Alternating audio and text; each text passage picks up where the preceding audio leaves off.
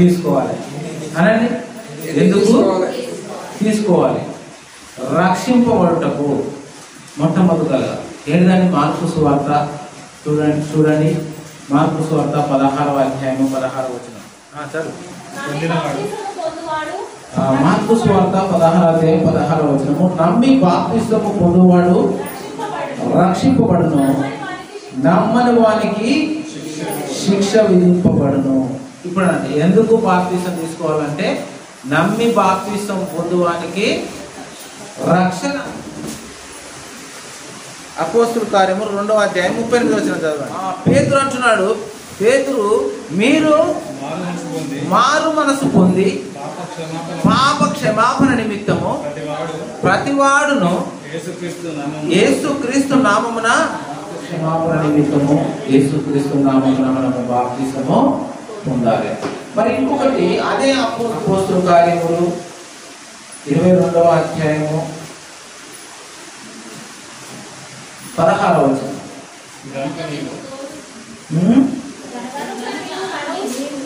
గనుక నీవు తడువు చేయట ఎందుకు, లేచి ఆయన నామమును బట్టి ప్రార్థన చేసి బాప్తిసము పొంది నీ పాపములను కడిగి వేసుకోనమని చెప్పాను.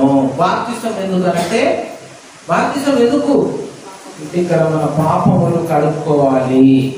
మేకను కొడితే పోదు, గొర్రెలు కొడితే పోదు, కోళ్ళను కొడితే పోదు, దేన్ని కోసిన పోదు. కానీ పాపము మనం ఏం చేయాలంటే బాప్తిసము మారు మనసు పొంది బాప్తిసము తీసుకున్నప్పుడు మన పాపములు క్షమింపబడతాయి. దేవునికి స్తోత్రం, హల్లెలూయా. అదే చూసినట్లయితే రోమీయులకు రాసిన పత్రిక 6వ అధ్యాయము పక్కకే రోమ 6వ అధ్యాయము 4వ వచనం చూడండి త్వరగా. రోమ 6:4. కాబట్టి తండ్రి మహిమ వలన క్రీస్తు మృతుల నుండి ఎలాగో లేపబడనో అలాగే మనమును నూతన జీవము పొందిన వాళ్ళమే నడుచుకున్నట్లు మనము బాప్తిసము వలన మరణములో పాలు పొందుటకై ఆయనతో కూడా పాతి పెట్టబడితిమి. అంటే యేసు ఎలాగా చనిపోయి తిరిగి లేచాడో నువ్వు బాప్తిసము తీసుకోవడం వలన నీవు చనిపోయిన నీవు తిరిగి లేస్తావు. ఎందుకు అంటే నీకు మరణం అనేది లేదంటే ఇక్కడ శరీరకరంగా మరణిస్తావు కానీ మళ్ళీ నీవు లేస్తావు నీటి మూలంగా. తర్వాత యోహాను సువార్త 3వ అధ్యాయం 3-5 నీటి మూలముగా ఆత్మ మూలంగా జన్మించుటకు ఇక్కడ అంటున్నాడు. యోహాను సువార్త 3వ అధ్యాయం 3-5. యోహాను సువార్త. అందుకు యేసు అతనితో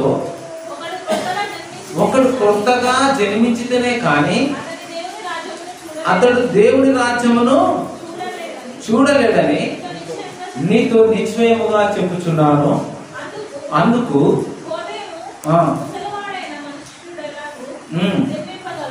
ముసలివాడైన మనుషుడు ఎలాగో జన్మించాడు. నికోదేమంటున్నాడు, అందుకు ముసలివాడైన మనుషుడు ఎలాగో జన్మిస్తాడు. ముసలివాడైనా ఎట్లా జన్మిస్తారండి? నీటి మూలంగా జన్మించాలంటే మలబుట్టాలని అంటాడు. మలబుట్టడం అవసరమో లేదు. కానీ యేసు ప్రభుని నమ్మి ఆయనని అంగీకరించి మారు మనసు పొందుకొని మనం బాప్తిసం పొందుకుంటే నీటి మూలముగా జన్మిస్తాము. దేవుని స్తోత్రం, హల్లెలూయా.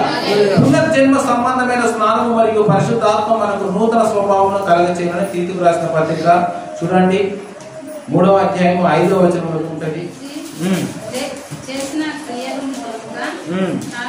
కాక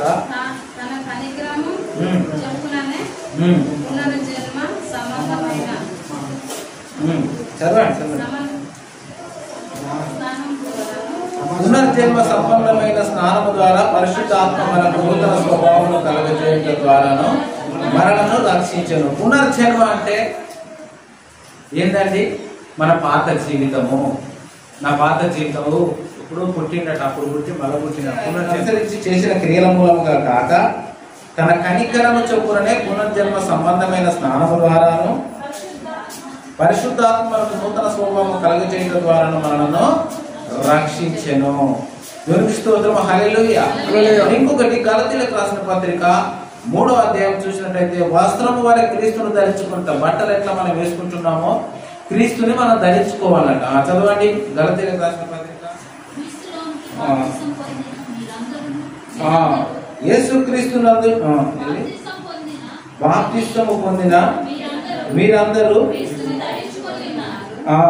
క్రీస్తులోనికి బాప్తిస్మము పొందిన మీరందరూ క్రీస్తును ధరించుకొని ఉన్నారంటే ఇప్పుడు ఆయన బట్టలు వేసుకున్నాను అంటే క్రీస్తుని వేసుకున్నావు.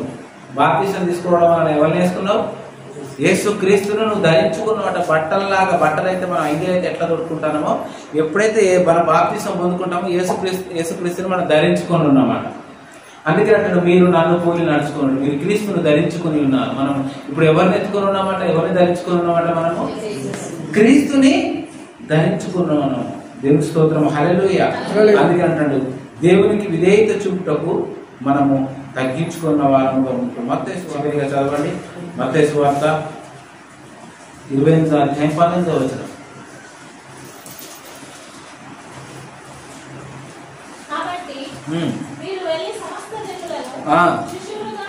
శిష్యులుగా చేయుడి, తండ్రి యొక్కయు కుమారుని యొక్కయు పరిశుద్ధాత్మ యొక్కయు నామములోనికి వారికి బాప్తిసం ఇచ్చుచు నేను మీకు ఏ సంగతులను ఆజ్ఞాపించుతున్నో వాటన్నిటిని గైకొనవలెనని వారికి బోధించుడి.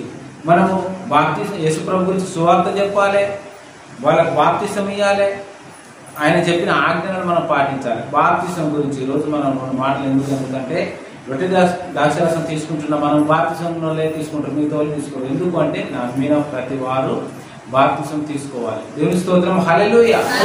మానవ మనసు నిమిత్తము బాప్తిసం పొందుమని దేవుడు ఆజ్ఞాపించాడు, శిష్యులు ఆజ్ఞాపించారు, మనం కూడా ఆజ్ఞాపిస్తున్నాము. కాబట్టి మనం ముందుకు వెళ్తా ఉన్నప్పుడు మనము మన యొక్క సిద్ధాంతం కూడా అదే, కవరెంట్ సిద్ధాంతం కూడా అదే. మీరు వెళ్ళి సమస్త జనులను శిష్యులుగా చేసి తండ్రి కుమారుని పరిశుద్ధ నామములోనికి వారికి బాప్తిసం ఇచ్చుచున్నాను, మీకు ఏ సంగతులను ఆజ్ఞాపించుతున్నారో వాటన్నిటిని గైకొన వలన వారికి చెప్పుచు తండ్రి యొక్క కుమారు యొక్క పరిశుద్ధ నామములోనికి వారికి బాప్తిసం ఇవ్వాలి. హల్లెలూయా. నమ్మ కలగజేయాలి. వాళ్ళని ఎలా కలగజేస్తామంటే క్రీస్తును మనం ధరించుకున్న వారంలో ఉన్నప్పుడు ఆయన క్రీస్తు బాప్తిసం తీసుకున్నప్పుడు మనం అందరం క్రీస్తుని ధరించిన వారం కోసం పరిశుద్ధాత్మ దేవుడు మనలోనికి వస్తాడు. దేవుని స్తోత్రం, హల్లెలూయా.